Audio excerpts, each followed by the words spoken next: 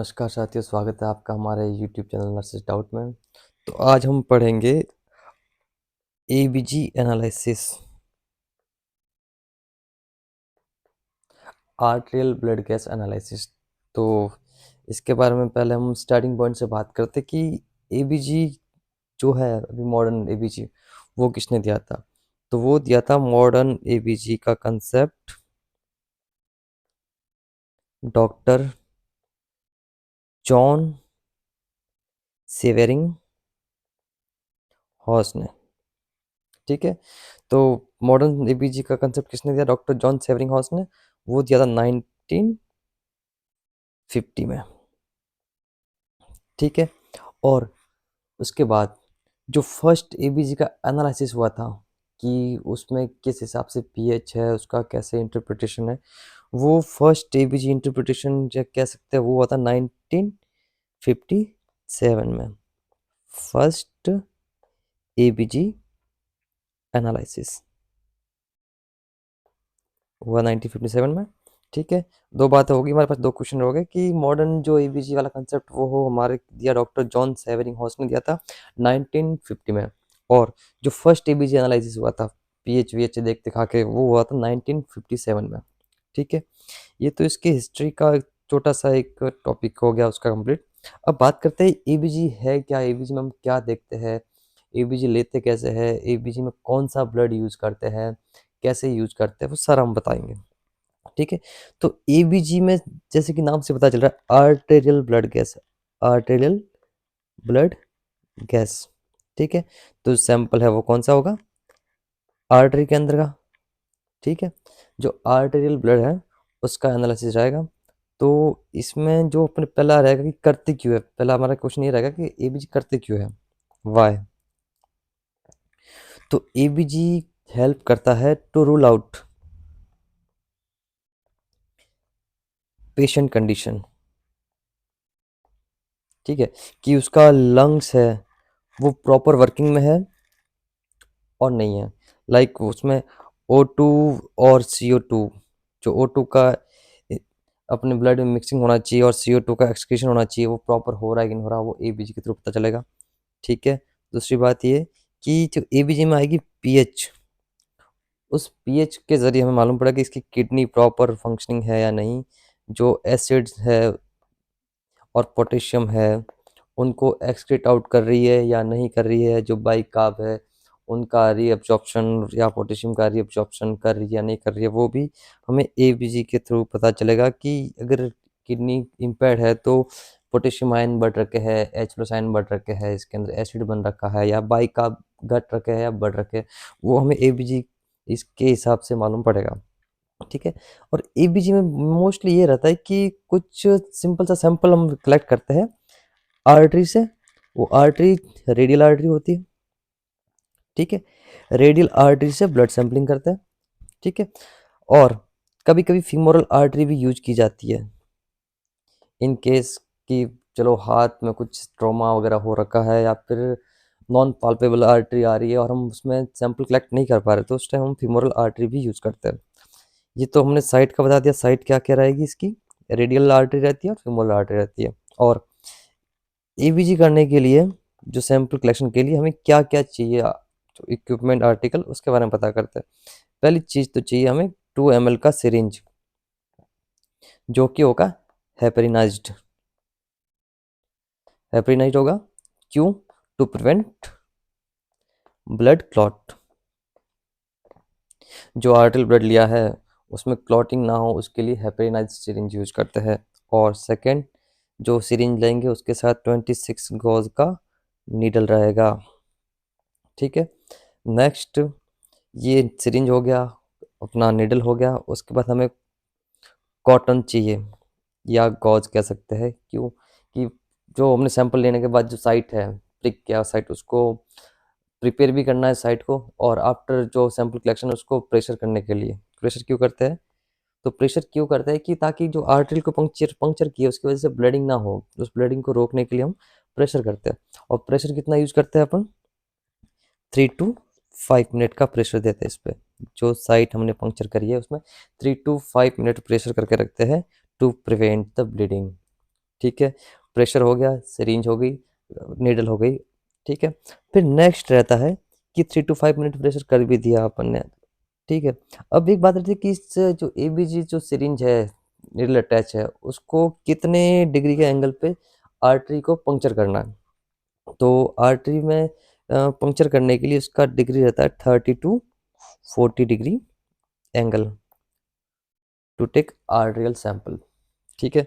तो क्या क्या रह गया, सिरिंज पता कर ली हमने कौन सी रहेगी, नीडल कौन सी रहेगी, जो अपने साइट प्रिपरेशन के लिए चाहिए गॉज और कॉटन विद स्टरलाइजेशन के लिए लाइक एंटीसेप्टिक सॉल्यूशन चाहिए, वो होगा। प्रेशर कितना रहेगा, 3 टू 5 मिनट का प्रेशर रहेगा साइट पंक्चर करने के बाद, और एंगल क्या रहेगा, 30 टू 40 डिग्री का, ठीक है। ये तो अपन ने पता करा कि हाँ कि कैसे सैंपल लेना है और कैसे रहेगा सिस्टम, ठीक है। अब बात करते हैं कि जैसे कि कोई भी साइट है, रेडियल साइट, उससे सैंपल लेना, उससे सबसे पहले फर्स्ट जो फर्स्ट रहेगा अपना आर्टरी को पंक्चर करने से पहले, रेडियल आर्टरी को पंक्चर करने से पहले, वो होगा एलेंस टेस्ट। क्या रहेगा एलन टेस्ट, तो एलन टेस्ट यूजुअली ये रहता है कि हम अल्नार आर्टरी का जो है पेटेंसी देखते हैं। जो अल्नार आर्टरी है उसकी पेटेंसी को लेटरल सर्कुलेशन देखने के लिए हम एलेंस टेस्ट करते हैं। तो क्वेश्चन ये बनता है कि एलेंस टेस्ट में कौन सी जो अपन आर्टरी है वो चेक करते हैं। तो कौन सी चेक करते हैं अपन, अल्नार आर्टरी। क्यों करते हैं, for the check collateral circulation. जो ये अपन देखते हैं कि यहाँ से हम रेडियल पंक्चर करेंगे तो अल्नार की पेटेंसी देखते हैं, तो इन दोनों को प्रेस करते हैं, फिर देखते हैं ब्लड सप्लाई आ रही है कि नहीं आ रही, वो करके चेक करते हो। एलन टेस्ट रहता है वो, एक आराम से आप इसका वीडियो देख सकते हैं कि एलन टेस्ट कैसे परफॉर्म कर रहा है। आपको याद रखना है कि एबीजी करने से पहले एक्सट्रीमिटीज को जो है उसमें कोलेटरल सर्कुलेशन देखने के लिए एलन टेस्ट करते हैं उसमें, और जो अल्नार आर्टरी है उसकी पेटेंसी देखते हैं, ठीक है। क्वेश्चन ये रहा हमारा कि एलन टेस्ट कब करते हैं, क्यों करते हो, किसके लिए करते हैं, और कौन सी आर्टरी इसमें चेक करते हैं, और कितना इसका सीन रहता है, क्या वो पूरा हम इसमें देख लेंगे। एलन टेस्ट भी हो गया हमारे पास, जो सपोर्टिव इक्विपमेंट जो ट्रे होनी चाहिए, जो आर्टिकल्स होने चाहिए, वो भी हो गए।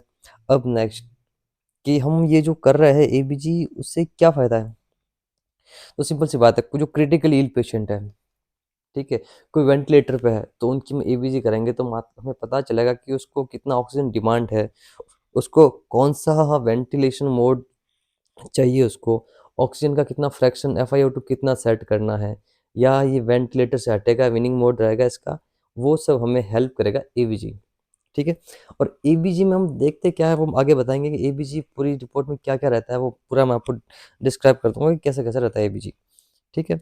तो और एबीजी हेल्प करता है अगर किसी पेशेंट ने कुछ ओवरडोज हो रखा है किसी ड्रग का, लाइक बहुत से ड्रग से पोटेशियम बढ़ता है, या पोटेशियम का ही ओवरडोज हो गया, हाइपरकैलेमिया हो गया, डायबिटिक पेशेंट है, डायबिटिक कीटोएसिडोसिस में चला गया है, उसका अपने को रूल आउट करना है। किडनी फेलियर का पेशेंट है, ठीक है, कोई मेटाबॉलिक डिसऑर्डर है उसको, या रेस्पिरेटरी डिसऑर्डर है, अस्थमा, सीओपीडी, एम्फाइसेमा, कुछ भी ऐसी डिजीज है, तो उसका जो फाइंड आउट करेंगे एबीजी से इजी रहता है कि ऑक्सीजन को जो टिश्यू में वाइटल ऑर्गन में जा रहा है, वहाँ से CO2 एक्सट्रेट आउट हो रहा है कि नहीं हो रहा, वो सारा हमें एबीजी हेल्प करेगा। तो मैं आपको बताऊं कि एबीजी रिपोर्ट आपको दिखाता हूँ मैं किस तरह की रहती है एबीजी रिपोर्ट। हम सैंपल कलेक्ट कर लिया 2 ml की हेपेरिनाइज सिरिंज से, उसको लेबल करके अच्छे से पेशेंट का नाम, उसका आइडेंटिफिकेशन डेटा डाल दिया पूरा, ठीक है, एज वगैरह, उसका जेंडर, उसके बाद टाइम, किस टाइम वो सैंपल लिया गया है, वो टाइम भी उसमें मेंशन करना होता है कि एबीजी सैंपल जब कलेक्ट किया है उस टाइम से उसका समय नोट करना है हमें उसके अंदर, ठीक है। अब एबीजी रिपोर्ट इस तरफ की आती है कुछ, जिसमें फर्स्ट रहता है ब्लड गैस वैल्यूज़, जिसमें पीएच, पीसीओ2 और पीओ2 रहता है। एसिड बेस स्टेटस रहता है जिसमें बाइकार्ब देखते हैं, ई बेस देखते हैं, और इलेक्ट्रोलाइट वैल्यू रहती है और मेटाबॉलिक वैल्यू रहती है इसमें। अब ये देखने से पहले ये नॉर्मल सा एक नमूना है कि एबीजी रिपोर्ट इस टाइप की रहती है, इसमें लैक्टेट वगैरह देख के पता करते हैं कि पेशेंट सेप्टिसीमिया में गया है नहीं गया है, मतलब कितना इसका क्रिटिकल है, वो अपन पूरा एबीजी के हिसाब से पता चलेगा। अब जो इसमें है, मैं वैल्यू की बात करता हूँ, जो आपको सीखना है और समझना है, जो कि आपके नॉट इवन कि एबीजी में काम आएगा, वो बाकी आपके जितने भी स्टडी मटेरियल में जो कंसेप्ट आएंगे उनको क्लियर करने के लिए ये जानना बहुत ज़रूरी है। तो बात करते हैं पीएच, सबसे पहले एबीजी में रहती है, पीएच के बारे में पता करते हैं। पीएच, पीएच हर एक बॉडी फ्लूइड की अलग अलग रहती है, इवन बॉडी फ्लूइड के हर फ्लूइड की अलग अलग रहती है। अब जो ब्लड होता है उसकी ब्लड की पीएच रहती है 7.35 टू 7.45। ठीक है, अब 7.35 से नीचे जाएगा तो क्या होगा, 7.45 से ऊपर जाएगा तो क्या होगा। 7.35 से जैसे ही उसका वैल्यू नीचे जा रहा है दैट मीन क्या है, उसको एसिडिक कंडीशन हो रही है, उसकी एसिडोसिस हो रहा है। ठीक है, अगर 7.45 से अबव जा रहा है उसका वैल्यू तो वो होगा एल्कलाइन। तो ब्लड क्या है, ब्लड की पीएच हमने देख ली 7.35 टू 7.45, स्लाइटली अल्कलाइन रहता है blood, slightly not proper, slightly alkaline रहता है। ये तो अपने पीएच की बात की, एबीजी में ये वैल्यू रहती है पीएच वाली।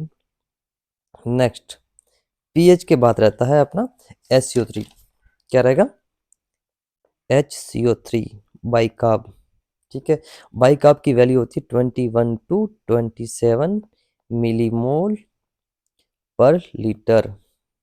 ठीक है, अब इसमें क्या बाइकार्ब एक नेचर में कैसा था, बाइकार्ब नेचर में कैसा बेस है, मतलब जो अल्कलाइन कंडीशन को सपोर्ट करता है, अल्कलाइन कंडीशन क्रिएट करेगा, वो करेगा अपना बाइकार्ब। अब बाइकार्ब का जो वैल्यू 21 टू 27 बताया आपने, अब इसमें जब ये 21 से डिक्रीज होगा और 27 से अबव जाएगा तो उसमें क्या कंडीशन रहेगी, जब बाइकार्ब लाइक बेस कम होगा, 21 से कम हो रहा बाइकार्ब। अब देखो दो चीज थी, बैलेंस होता है, एसिड और बेस का बैलेंस रहता है। बाइकार्ब का वैल्यू 21 से कम हो गया तो पीछे क्या एसिड रह रहा है, तो 21 से कम बाइकार्ब की वैल्यू जैसे कम होगी, बाइकार्ब वैल्यू डिक्रीज होगी तो सीधी सी बात है उसमें होगा एसिडिक। और अगर बाइकार्ब लेवल 27 से ज़्यादा, मतलब एक नॉर्मल रेंज थी उससे ज़्यादा बढ़ गया, 27 से अबव चला गया, तब वो होगा एल्कलाइन। एल्कलाइन होगा, बता दिया आपने। एसिडिक कौन सा रहेगा, वैल्यू कितने से कम होगी तब, और कितने से ज़्यादा होगी तो क्या होगा, एल्कलाइन होगा। समझ में आ गया।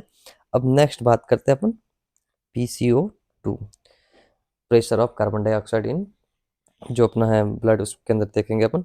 अब देखिए ये चीज़ आपको याद रखनी है कि ब्लड की पीएच कितनी है। ठीक है, उसमें जो बाइकार्ब का लेवल है ब्लड में वो कितना रहता है, और PCO2 का लेवल कितना रहता है, उसके हिसाब से हम जो एबीजी है उसका जो अपन इंटरप्रिटेशन करेंगे कि उसमें क्या कंडीशन है। और क्वेश्चन भी ऐसे ही आते हैं, कुछ वैल्यू दे देंगे आपको कि इसको बताइए ये क्या है, एसिडोसिस है, अल्कलोसिस है, ऐसा करके तो होगा, बता दूंगा मैं आपको। जो बाइकार्ब है ये है मेटाबॉलिक। ठीक है, और PCO2 है ये मान लीजिए अपने रेस्पिरेटरी से रिलेटेड। बस हमेशा याद रखना कि जहाँ बाइकार्ब की बात आती है तो उसको अपने समझना है कि वो मेटाबॉलिक का है डिसऑर्डर, कुछ भी अगर घट रहा है बढ़ रहा है तो। अगर PCO2 का हो रहा है तो वो रेस्पिरेटरी से रिलेटेड है। ठीक है, PCO2 का नॉर्मल लेवल होता है 35 टू 45 मिलीमीटर ऑफ Hg पारा मरकरी पे। ठीक है, अब 35 टू 45 है mmHg में PCO2 का लेवल। तो PCO2 में जब 35 से ही जो है इसका लेवल अगर ये कम हो रहा है तो क्या होगा, और 45 mmHg इससे ज़्यादा होगा तो क्या होगा। जब PCO2 का लेवल 35 से कम हो रहा है तो सीधी सी बात है, बाइकार्ब तो देख लिया कि एक बेस लेवल का था, अब CO2 लाइक एसिडिक नेचर का है, इसको मान सकते हैं एसिड टाइप से। कैसा है, एसिडिक है। PCO2 का लेवल 35 से कम हो गया, लाइक एसिड कम हो गया, तो पीछे कौन सी कंडीशन बनने जा रही है, ये एल्केलाइन। बट PCO2 का लेवल मोर देन 45 हो गया, that mean acidic, acidic condition होने जा रही है पेशेंट में। तो ये PCO2 का पता चल गया आपको, और बाइक आपका मालूम पड़ गया। मेन रहता है जो नेक्स्ट हुआ PO2, प्रेशर ऑफ ऑक्सीजन। तो वो जो PO2 का लेवल रहेगा वो 71 टू 100 mmHg रहेगा। ठीक है, चार वैल्यू देखनी है अपने मैन पीएच देख लिया अपन ने, उसके बाद उसका बाइकार्ब लेवल देख लिया, PCO2 देख लिया, PO2 देख लिया। अब इसके हिसाब से हम कैसे इसको इंटरप्रेट करते हैं वो देखते हैं। उससे पहले एक छोटी सी चीज हम यहाँ पे कवर करते हैं कि पेशेंट का जो अपन ने, चलो एसिडिक है एल्कलोसिस है वो देखेंगे अभी, पर उससे पहले मैं आपको एक सिंपल सा फॉर्मूला बताता हूँ कि एक तो है पीएच, एक अपने पास है बाइकार्ब, और एक अपने पास है PCO2। ठीक है, तो इसमें याद रखिएगा आप कि अगर पीएच उसकी नॉर्मल है, ठीक है।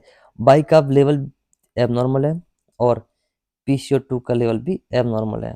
अगर ऐसी कंडीशन है तो वो होता है कंपनसेटेड। आगे काम आएगा ये, देखिएगा आप कंपनसेटेड क्या रहेगा कि पीएच नॉर्मल है और बाइकार्ब और PCO2 एबनॉर्मल है, दैट मीन कंपनसेटेड है, ठीक है। अगर पीएच इसकी एबनॉर्मल है, बाइकार्ब का लेवल भी एबनॉर्मल है और PCO2 का लेवल भी एबनॉर्मल है, दैट मीन वो क्या है, पार्शियल कंपनसेटेड।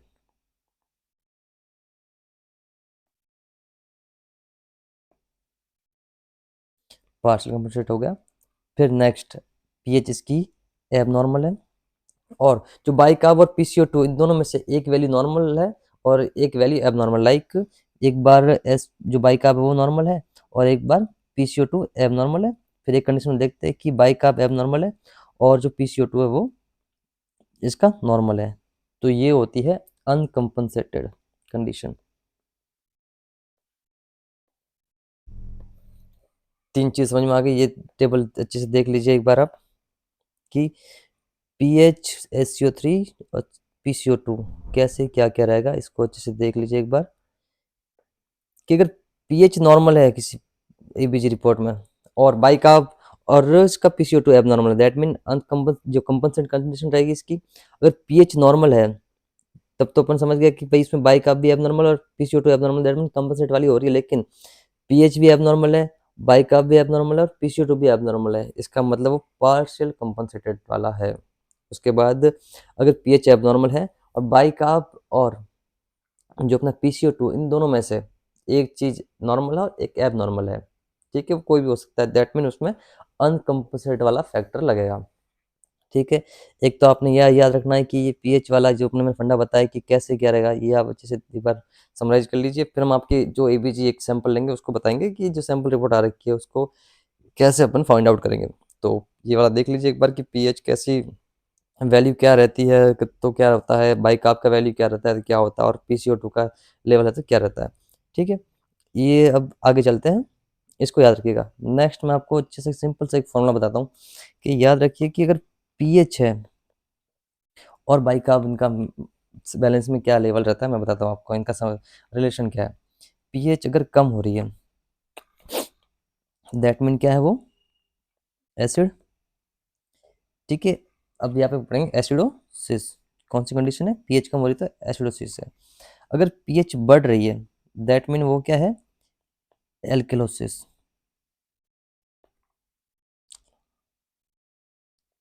ठीक है, अल्कलोसिस। ये पीएच का देखा। और साथ में अब देखते हैं अपन दूसरी चीज, अगर बाइकार्ब बाइकार्ब कम हो रहा है, बाइकार्ब वैल्यू कम हो रही है, तो बाइकार्ब वैल्यू कम हो रही है मतलब बेस कम हो रहा है, मतलब कौन सी कंडीशन होगी, एसिडोसिस। वो भी कौन सी, मेटाबॉलिक, मेटाबॉलिक का सीन रहेगा। अगर बाइकार्ब बढ़ रहा है, ठीक है, बाइकार्ब की वैल्यू बढ़ रही है, दैट मीन वो रहेगा मेटाबॉलिक वाला का फैक्टर तो है ही अपने पास इसका, बट वो कौन सा रहेगा, एल्केलोसिस का। ये बाइकार्ब का हो गया। नेक्स्ट हम देखते हैं PCO2 का, जो आपको बताई मैंने वैल्यू भी आपने याद किया कि PCO2 35 से 45 mOHg है। अगर वो वैल्यू घटती है, PCO2 PCO2 है, PCO2 की वैल्यू घटती है तो वो कौन सा कंडीशन में जाएगा, एल्केलोसिस। और कौन सा, जब PCO2 की बात हो रही है, रेस्पिरेटरी प्रोडक्ट मैंने कहा था, वो मेटाबॉलिक और ये रेस्पिरेटरी, तो ये कौन सा होगा, रेस्पिरेटरी, रेस्पिरेटरी एल्केलोसिस। अगर PCO2 का लेवल बढ़ता है, ठीक है, कार्बन डाइऑक्साइड जो है बॉडी में उसका प्रेशर बढ़ रहा है, दैट मीन वो क्या है, एसिडोसिस वाला कंडीशन। वो भी कौन सा, रेस्पिरेटरी, ठीक है। ये देखिए पीएच अगर कम हो रही है तो क्या होगा, बाइकार्ब कम हो रहा है तो क्या होगा, ये अपन ने यहाँ पे देख लिया, ठीक है। अब मैं आपको कुछ बताऊं कि पीएच और जो बाइकार्ब है वो H प्लस, पीएच का मतलब सीधी बात है आई H प्लस आयन बढ़ रहा है घट रहा है, उसके साथ पीएच देख रहे हैं। बाइकार्ब जो मोस्टली जो सीक्रेट होता है वो होता है पेनक्रियाज से, ठीक है। ये याद रखिए कि पेनक्रियाज से सिगरेट होता है बाइकार्ब, ये कभी कभी ऐसे क्वेश्चन पूछता है। जो पैनक्रियाटिक जूस पूरा पूरा एल्कलाइन रहता है, एल्केलाइन कंडीशन नेचर में रहता है जो पैनक्रियाटिक जूस रहता है। ठीक है, अब ये होने के बाद चलो हम देखते हैं, एक एबीजी रिपोर्ट है उसका इंटरप्रिटेशन देखते हैं कि उसमें क्या कंडीशन हो रखी है पेशेंट को।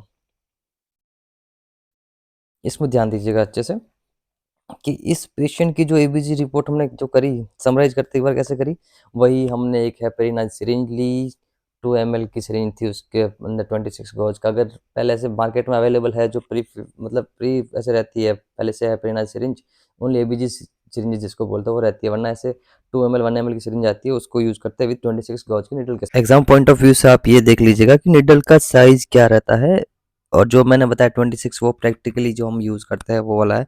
और अगर सिंपल से अगर देखें तो जो साइज रहेगा वो ये है कि स्टैंडर्ड एबीजी किट में जो आता है वो 23 से 25 गेज का निडल आता है, और रेडियल आर्टरी को अगर पंक्चर करना तो उसके लिए 23 टू 25 का आता है। ठीक है, और फीमोरल या ब्रेकियल आर्टरी यूज़ कर रहे हैं तो वो स्लाइडली लार्जर होता है, वो गोज होता है 22 टू 23। ये क्यों यूज़ करते हैं छोटा सा गोज अपन इसमें, जस्ट बिकॉज पेन रिड्यूस, कि इसको पेन कम हो साथ। ठीक है, सिरिंज हो गई अपने पास, अपने साइट को प्रिपेयर कर दिया with antiseptic solution, Allen test कर लिया कि कोलेटर सर्कुलेशन सही है कि नहीं, कि उसकी अल्नार आर्टरी काम कर रही है कि नहीं कर रही।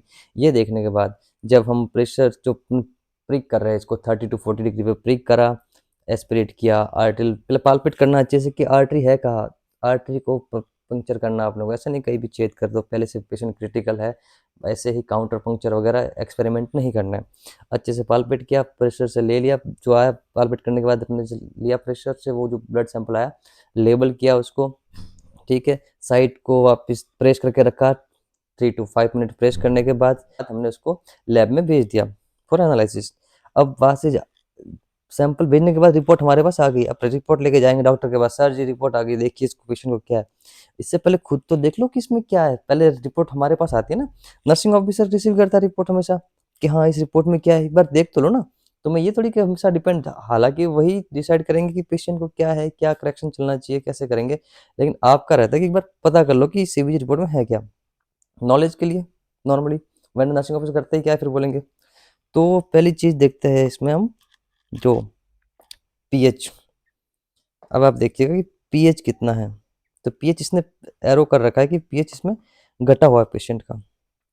ठीक है, पीएच कम है। अब मैंने एक बात बताई थी कि पीएच कम होते ही सीधा सा एक सिंपल सा फंडा है कि पीएच कम होते ही अपन इसको क्या बोलते हैं, मैंने बताया था अभी कि अगर पीएच कम आ रही है पेशेंट की इसमें एबीजी में, तो वो कंडीशन रहती है अपनी एसिडिक, क्योंकि 7.35 टू 45 नॉर्मल है, लेकिन उससे अगर कम जा रहा है तो वो कौन सा है, एसिडिक वाला है। और अपने जो अपन एबीजी को जो एनालिसिस कर रहे हैं उसके हिसाब से उसको बोलेंगे ना एसिडोसिस वाला कंडीशन है। कैसा कंडीशन है, एसिडोसिस कंडीशन है। ठीक है, पीएच देख ली। नेक्स्ट पीसीओ2, पीसीओ2 का नॉर्मल है 35 टू 45 लेवल था, लेकिन इसका आ रहा है 35.3, मतलब नॉर्मल रेंज में है। तो अपन CO2 को तो भूल ही जाओ कि CO2 वाला कुछ सीन भी यहाँ पे होगा, CO2 वाला कोई सीन नहीं है, मतलब रेस्पिरेटरी वाला फैक्टर तो इसमें आएगा ही नहीं। देन O2 75 टू 105 है, वही 71 टू वही वाला, तो इसमें PO2 भी नॉर्मल है, दैट मीन इसमें कोई इतना दिक्कत वाला बात नहीं आ रहा है। फिर अपन देखते हैं बाइकार्ब, जो एसिड बेस स्टेटस का है बाइकार्ब, बाइकार्ब का लेवल है 14.9, जो 14.9 है, मतलब देख लो मैंने बताया था जो बाइक आपका लेवल 14.9 आ रहा है, और उसका नॉर्मल रेंज था 21 टू 27, कहीं की 22 28 भी है, लेकिन जो इसमें वैल्यू दे रखी है वो कितनी 14.9 मिलीमोल पर लीटर, तो ये क्या है, कम है, मतलब उसका बेस कम हो गया, मतलब प्रॉपर एसिडोसिस है। ठीक है, और ये बाइक आप क्या है, मेटाबॉलिक, मेटाबॉलिक फैक्टर है अपने पास, तो ये क्या है, मेटाबॉलिक फैक्टर, तो मेटाबॉलिक, मेटाबॉलिक कहाँ से मालूम पड़ा हमें, बाइकार्ब की वैल्यू देख के, पीसीओ2 का नॉर्मल था तो रेस्पिरेटरी फैक्टर आया नहीं, तो मेटाबॉलिक एसिडोसिस तो है। अब याद कीजिए वो वाला जो मैंने आपको बताया था कि पीएच इसकी नॉर्मल है या एबनॉर्मल है, पीएच एबनॉर्मल थी इसकी। ठीक है, पीएच अब वही वाला पीएच एबनॉर्मल है, अपन टेबल याद कीजिए, पीएच एबनॉर्मल है इसकी, और इसका बाइकार्ब एबनॉर्मल है, और जो इसका जो रहा था अपना PCO2 वो क्या है अपने पास नॉर्मल, तो वही लास्ट वाला टेबल में था, एक कंपनसेट था, पार्शियल था और एक अनकंपनसेटेड, तो ये कौन सा रहेगा अनकंपनसेटेड। ठीक है, तो कंबाइंड लिस्ट को देखते हैं, ये जो एबीजी रिपोर्ट आई है उसके हिसाब से क्या बाकी इसमें आप और भी देख सकते हैं कि पोटेशियम लेवल कितना 4.6 रेंज में ही है। अगर 3.7 से कम आया, 3 पॉइंट नॉर्मल लेवल से कम आ रहा तो वही पोटेशियम इसमें कम आया, हाइपोकैलेमिया हो रखा, तो पोटेशियम करेक्शन वगैरह डॉक्टर अपने हिसाब से करवाते हैं। सोडियम की वैल्यू क्या है उसके हिसाब से वो देख लेंगे, वही ऑर्डर देंगे, अपन मन से नहीं लगा सकते कुछ, क्या सोडियम कम आ रहा है मैं इसको नमक खिला के आ रहा हूँ, not not possible in our critical patient. ठीक है, अपने ईबीजी के हिसाब से पता कराना कि इसको अनकंपनसेटेड मेटाबॉलिक एसिडोसिस है। ठीक है, कैसे पता चला, अपने को नॉर्मल वैल्यू पता थी पीएच पीसीओ2 और बाइकार्ब की, वो तो याद दे रखी है, नहीं भी दे रखी है कहीं कहीं, तो नॉर्मल वैल्यू अपने को पता है।